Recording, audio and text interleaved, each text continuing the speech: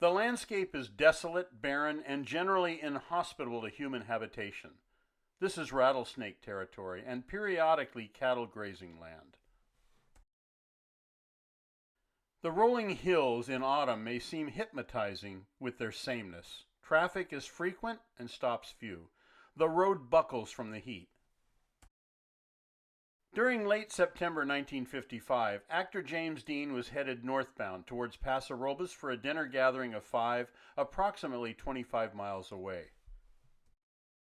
He was in a hurry, driving at approximately 85 miles per hour with the intention of breaking in his new Porsche Spider.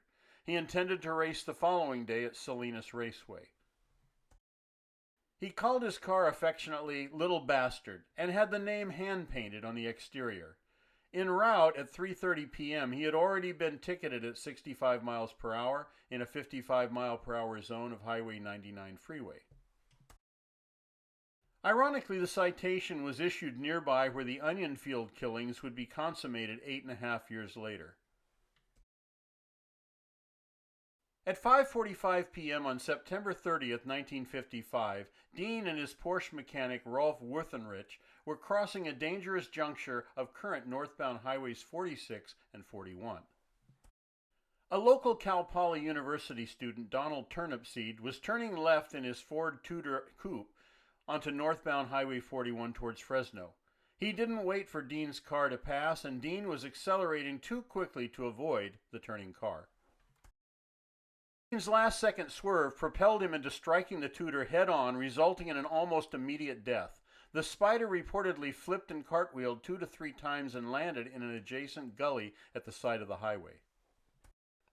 Dean's mechanic, Wuthenrich, miraculously survived with broken bones that required immediate surgery.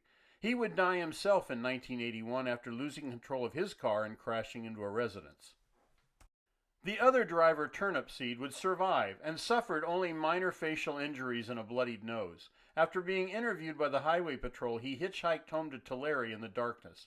He would be haunted by the accident until his death in 1995 of lung cancer. At the inquest 2 weeks later, neither party was cited.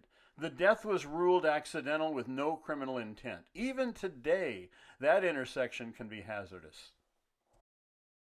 Approximately 1 mile north of the crash site, at a road stop in Chelan, is a James Dean Memorial. The wraparound memorial was financed and constructed by a Japanese businessman who purchased the original crash scene photographs taken immediately afterwards.